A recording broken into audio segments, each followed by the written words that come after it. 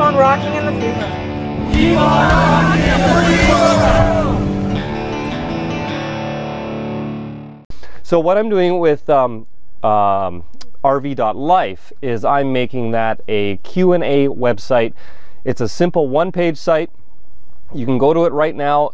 It's got nothing but a comment box on it, so you can ask me questions. And I'm doing this to hopefully cut down all the repeat questions. Now, it's not going to cut down on all of them, obviously, but instead of, you know, I've got hundreds of videos. People leave questions randomly on videos, sometimes from 4 years ago, this and that, and no one else is going to see these answers, so I'm just going to get asked over and over again. So this way, you go to my site, rv.life, you ask your question there.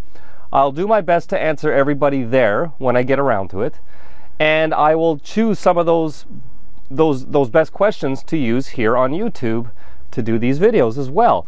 So instead of leaving all your questions in comments on videos like this, go to the website.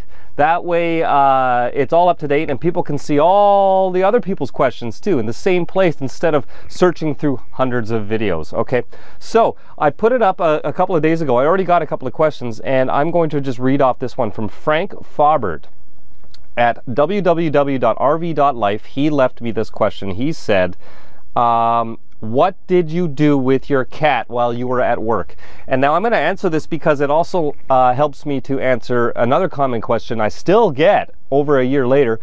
Where's my cat? Emmy. Long-term viewers remember I had a cat for a while. Anybody who joined in the last like 14 months probably doesn't even realize it. I have never had a cat as long as I've owned this van. I've gone over this before. I'll go over it once again, and then hopefully I'll never answer this again. When I moved out of my last RV, I had a friend,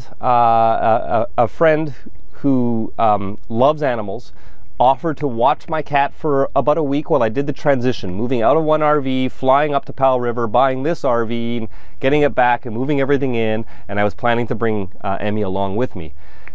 She's a housewife who's at home, who's doing nothing all day.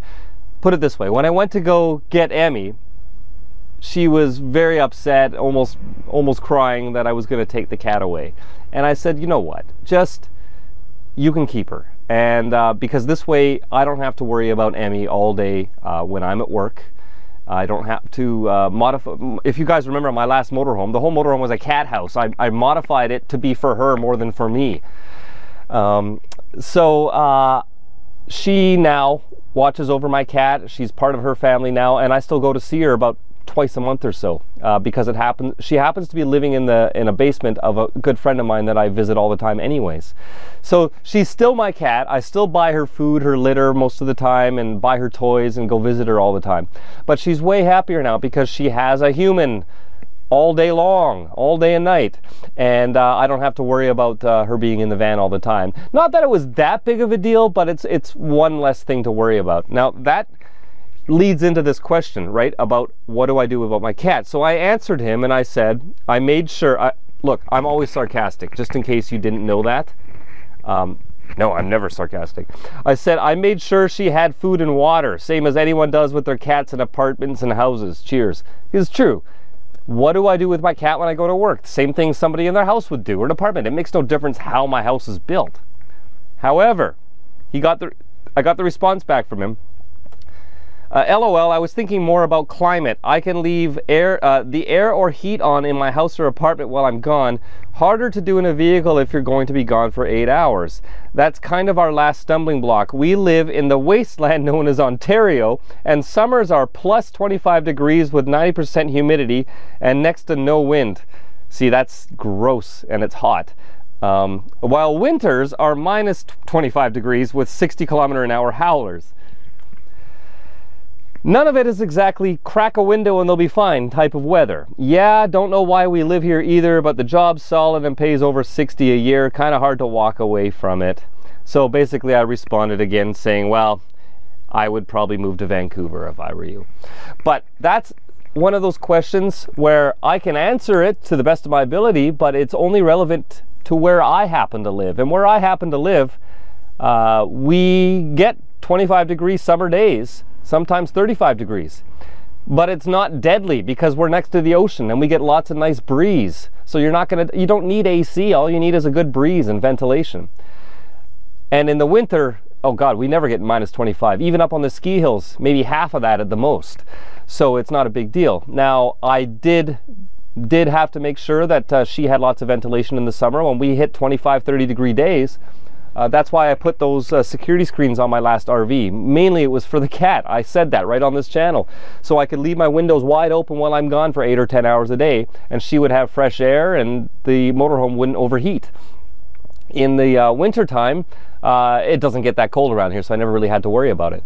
However, I can see your dilemma, and if I was living in a climate like you're living, I would probably not want to have an animal with me, unless I was in the vehicle all the time. But some of us got to work every day, so that was a really interesting question, because my answer is really not relevant to where he lives, but it is very relevant to where I live. So when you ask me questions, you've got to keep that in mind on that website. However, go ahead, ask me whatever the hell you want. You can ask me what color boxers I'm wearing today. I don't care. I will do my best to answer everyone, and I am never, ever sarcastic. Nope, never.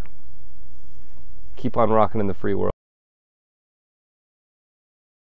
You are watching Just Incredible TV. Want to see more? Become a patron and see exclusive content. Plus, see new, just incredible videos before anyone on YouTube. Head over to patreon.com/JCredTV and keep on rocking in the free world.